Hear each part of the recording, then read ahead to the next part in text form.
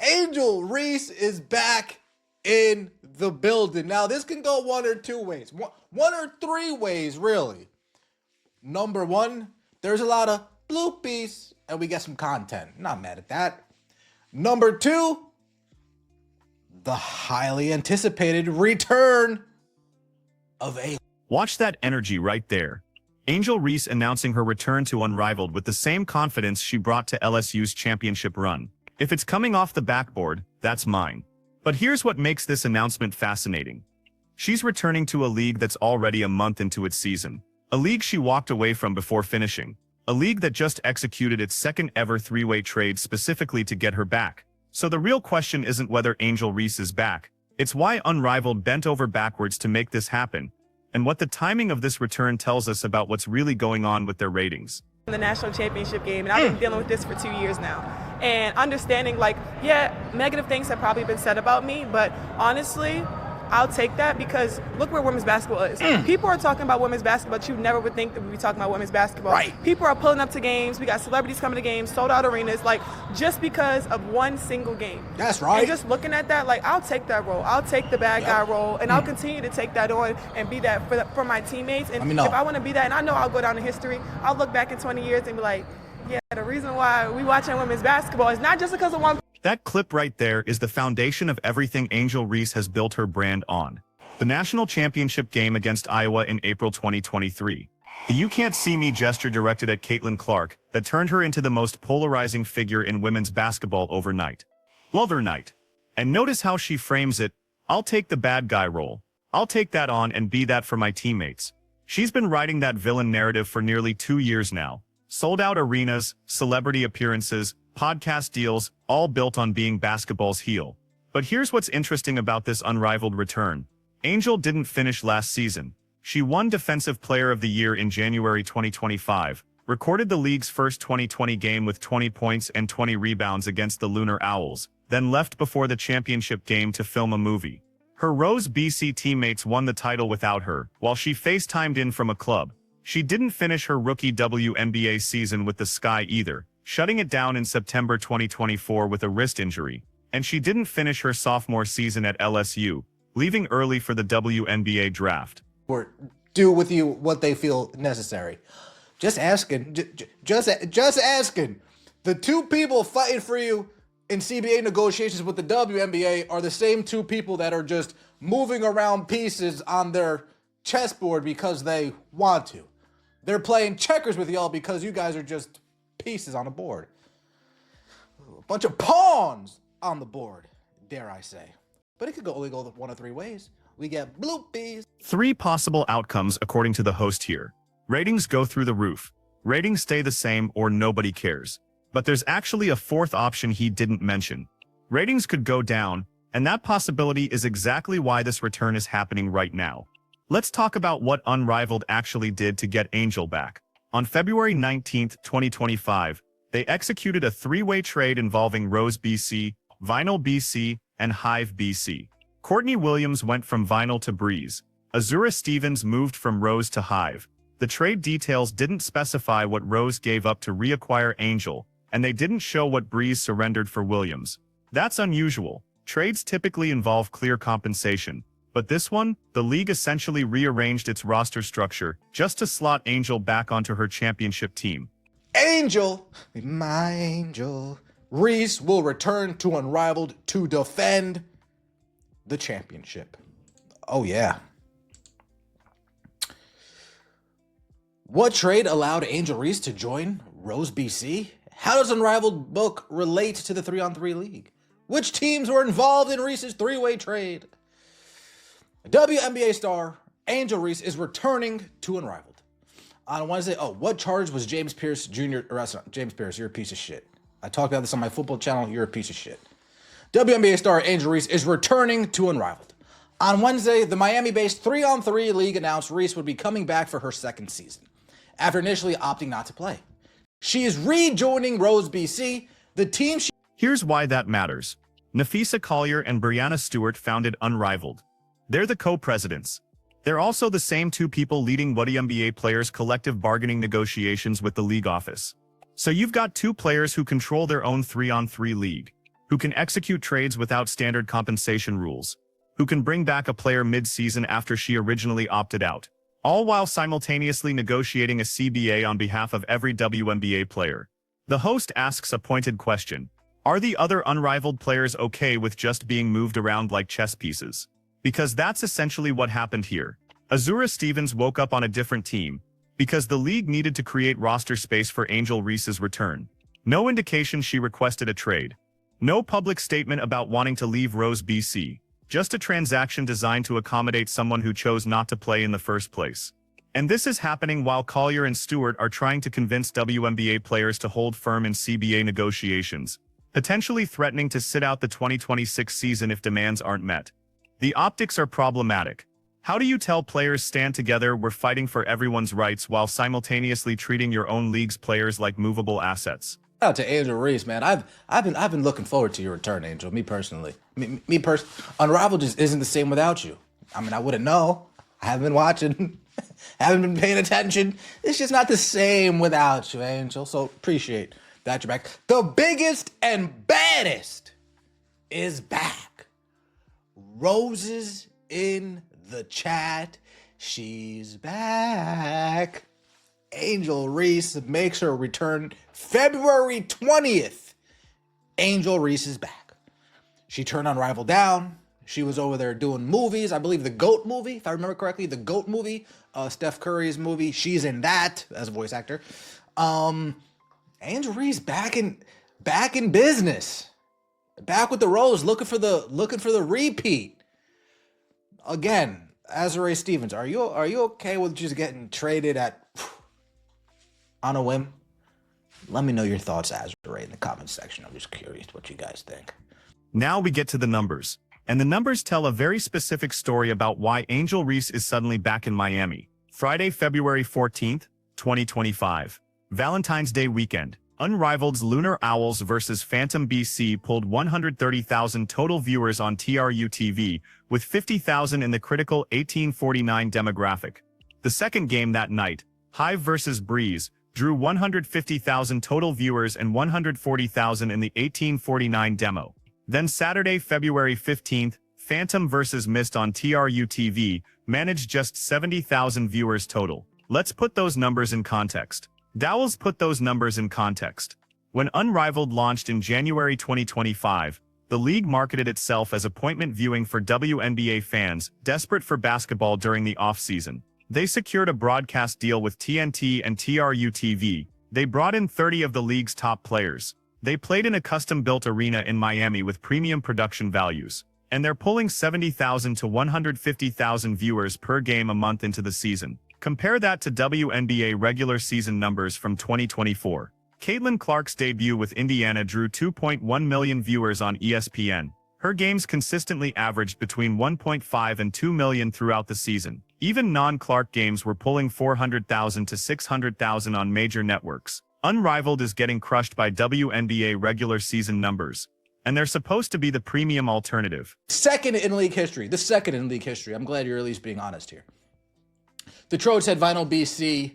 The Trades had Vinyl BC guard Courtney Williams to Breeze BC, Hive BC guard Sanaya Rivers to Vinyl, and Rose forward Azure Stevens to Hive. The trade details did not indicate that Rose got a player in return, nor did they show what Breeze gave up for Williams. Reese's debut is planned for Friday, February 20th, following the completion of the league's one-on-one tournament. Rose plays Hive at 8:45 Eastern on TNT and Chew TV. The game can also be streamed on Mac. This is where the Angel Reese return starts making sense from a business perspective. The host mentions he hasn't been watching Unrivaled, hasn't been paying attention, and won't start now just because Angel's back, and he's probably not alone. The league launched with massive hype in January. Players were posting about it constantly. Media coverage was extensive. The narrative was, this is the future of women's basketball. 3-on-3, high-scoring, personality-driven basketball in a controlled environment. But a month in, the ratings suggest that narrative isn't connecting with audiences. So what do you do when your premium product isn't performing? You bring back your most recognizable villain. Angel Reese generates engagement. She creates storylines. Her return gets covered by sports media outlets, even if people aren't watching the actual games.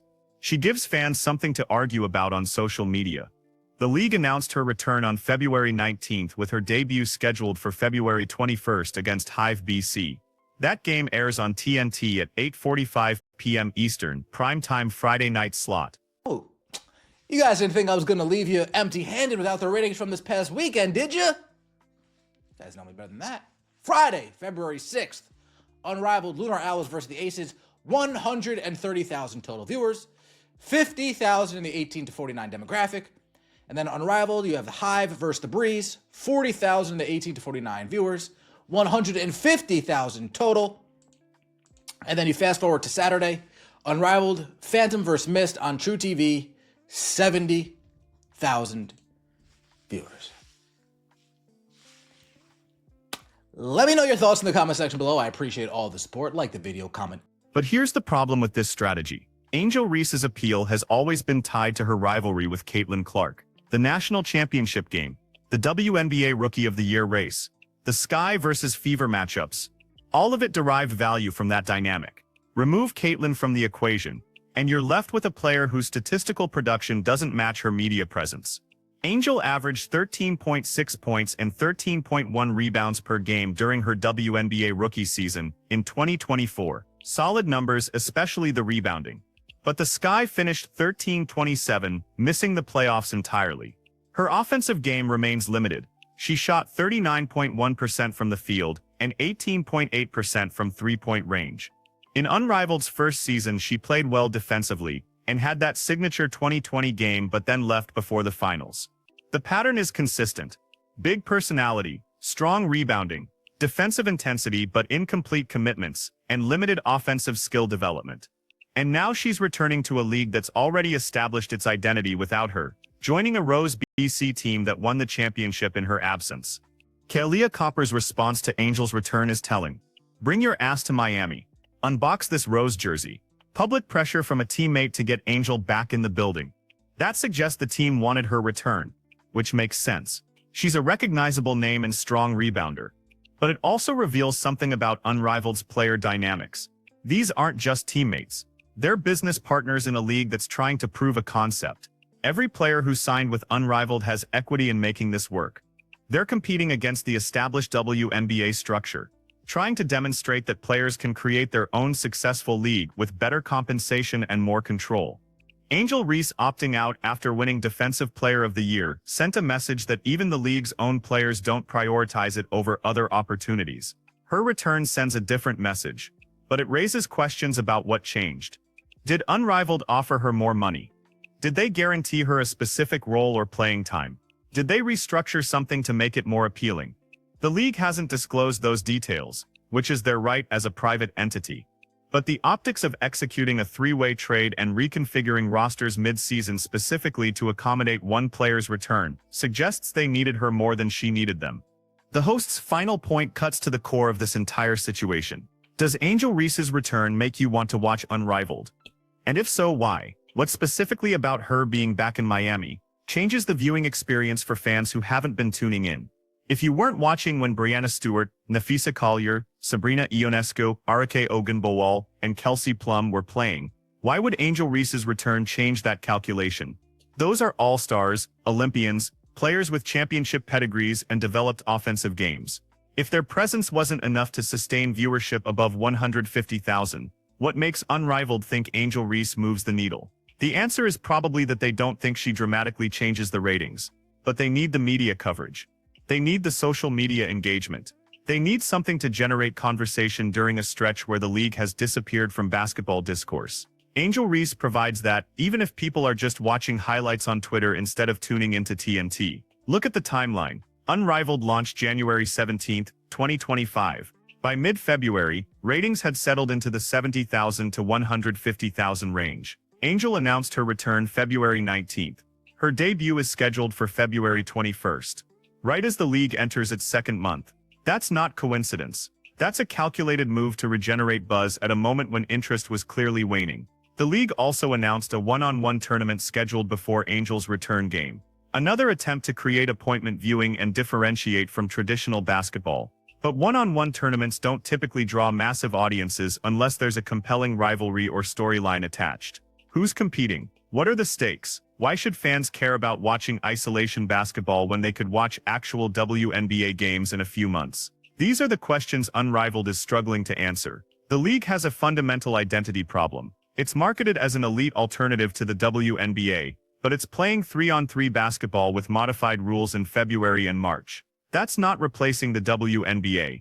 That's supplementing it at best, competing with it at worst. And the players involved are trying to have it both ways, demanding more money and respect from the WNBA, while simultaneously building a competing product. Angel Reese fits perfectly into that contradiction. She's simultaneously claiming she's the reason women's basketball is popular while not finishing seasons. She's demanding recognition for her impact while her team missed the playoffs. She's positioning herself as a victim of unfair media coverage, while actively courting controversy and playing the villain role. Her return to Unrivaled is the same dynamic playing out again. She'll generate headlines for a week. Sports shows will debate whether her presence matters. Fans will argue on social media about whether she's overrated or underappreciated. And then the actual games will happen. The ratings will come in, and we'll see whether any of that engagement translates to sustained viewership. The smart money says it doesn't. Because the fundamental problem with Unrivaled isn't a lack of star power or personality. It's that 3-on-3 basketball in February, no matter how well produced, isn't scratching the itch that WNBA fans are looking for during the off-season. People want to see full-court basketball with playoff implications and championship stakes. Unrivaled offers a condensed version with invented rivalries and manufactured drama.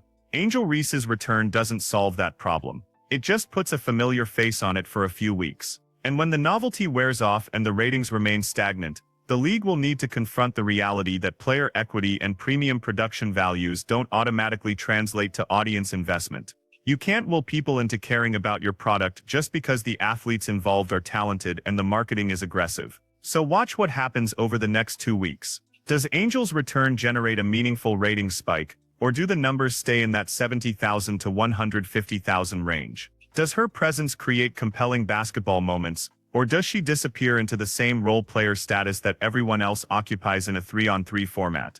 And most importantly, does any of this momentum carry forward? Or does Unrivaled fade back into obscurity the moment Angel's media tour ends? Those answers will tell us whether this return was a genuine game changer or just another example of women's basketball trying to manufacture relevance through personality instead of letting the actual product speak for itself. Because at some point the basketball has to matter more than the drama. At some point the games have to be compelling enough that people tune in regardless of who's playing or what controversy is trending on social media. Unrivaled hasn't proven it can deliver that yet. And Angel Reese's return, as much as the league is hyping it, probably won't change that fundamental reality. But it will give us another few weeks of debate, another round of is she overrated or underappreciated arguments, and another data point in the ongoing experiment of whether WNBA players can successfully build their own alternative league. Place your bets now on which way this goes. My money's on option 3, when Reese stayed the same, and 6 months from now nobody remembers this return even happened. Prove me wrong in the comments.